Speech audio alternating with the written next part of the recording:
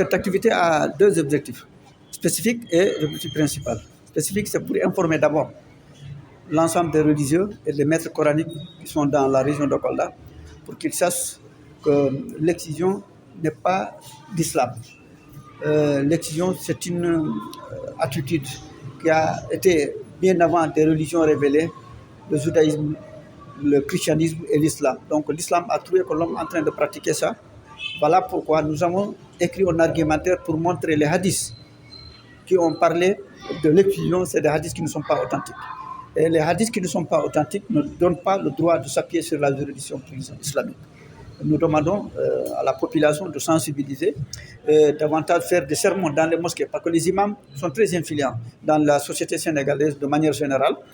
Ils assistent partout, toutes les rencontres, donc qu'ils profitent en fonction de notre argumentaire pour élaborer cette connaissance dans les populations, dans les mosquées et dans les rencontres religieuses, pour qu'ils sachent que l'excision, ce n'est pas du tout l'islam.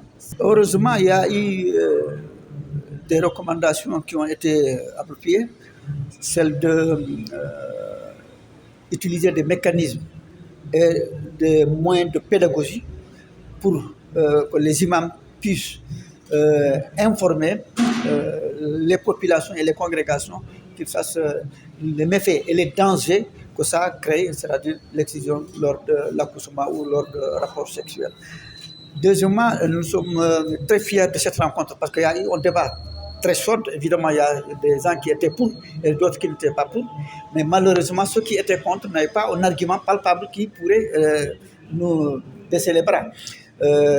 D'autres ont parlé au sujet, mais néanmoins, comme vous le savez, c'est des gens qui ne sont pas habitués à des réunions pareilles. Quelquefois, ils vont sortir de l'objectif et aller ailleurs. Mais néanmoins, on a pu canaliser tout cela pour sortir un argumentaire qui permet l'ensemble des religieux et des imams de la région de Kolda pour qu'ils puissent s'appuyer sur cet argumentaire et sensibiliser la population dans le cadre de lutte contre la mutilation génitale féminine. Nous sortons d'un forum départemental avec les religieux sur l'épineuse question de l'excision. Mais cette fois-ci, l'excision au berceau, parce que c'est une pratique également qui se développe. Dès le berceau, certaines filles sont excisées. Et aujourd'hui, le centre conseil ado avec ses partenaires ont eu à convoquer les religieux du département de Kolda pour échanger justement sur ces problématiques-là. Au sortir de cette rencontre, c'est un sentiment de satisfaction à tout point de vue. À la vérité, je me dois de dire que nous avions beaucoup appris parce que les religieux ont donné l'argumentaire religieux. Et il en ressort clairement que rien ne l'impose. Donc c'est une pratique qui n'est pas imposée. Ce n'est pas de la sunna ou à défaut, c'est pas en tout cas comme ils le disent, quelque chose qui est fermement recommandé. Donc, ils demandent aux autres chefs religieux de prêcher pour qu'on puisse arriver à un changement de comportement. Parce que tout ce qui nuit à la personne humaine ne doit pas être promu par justement les chefs religieux.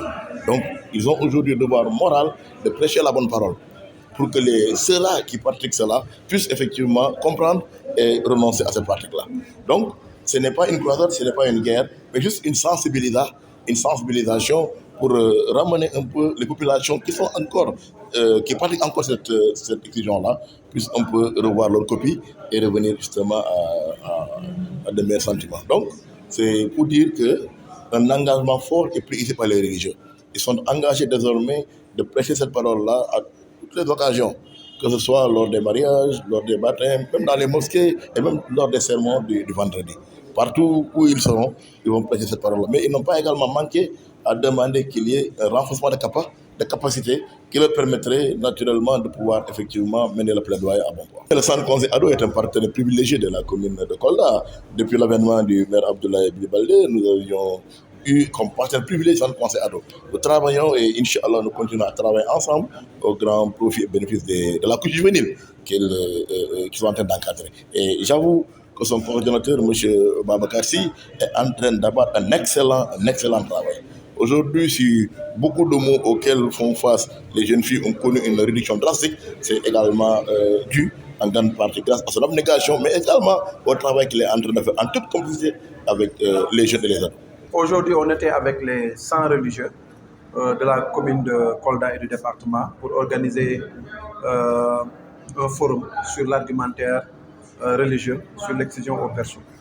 Et un atelier qui a été très fort en enseignement. Et dans les recommandations que les chefs religieux ont données, c'est de renforcer la formation des chefs religieux sur l'argumentaire religieux et sur l'argumentaire médical sur l'excision, d'harmoniser l'argumentaire religieux pour l'ensemble des chefs religieux parce qu'il y a des discordances par rapport à cet argumentaire-là, mais aussi de renforcer les activités de sensibilisation à l'endroit des chefs religieux pour leur permettre de pouvoir réellement comprendre les enjeux liés aux mutilations génitales féminines, surtout par rapport à ces conséquences. Donc, ce qu'on a tiré comme résolution aujourd'hui par rapport à ce forum-là, et je crois que ça a été un forum très riche en communication, surtout que c'était uniquement des imams, des marabouts et des responsables de Dara qui étaient présents et qui ont une influence sur la population, mais surtout sur la pratique de l'excision, parce qu'on est dans un pays musulman et on est dans des communautés aussi qui croient à ce que les marabouts disent, à ce que aussi les guides. On est dans une approche, et l'approche ne pas nuire. D'habitude, on faisait des activités qui touchaient un peu les questions liées aux normes sociales, mais qui touchaient un peu la dignité des gens.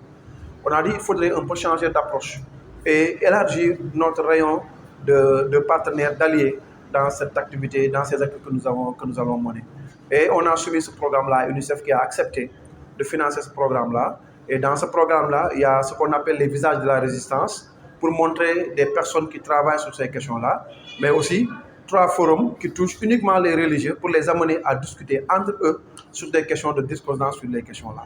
Donc, comme c'est des questions qui touchent la religion, la santé et l'aspect juridique, on a dit, chaque fois on invite des juristes qui en discutent. Chaque fois on invite des éléments de la santé qui en discutent, mais c'est très rare d'inviter les religieux entre eux pour en discuter. Et nous, on a soumis ce programme-là.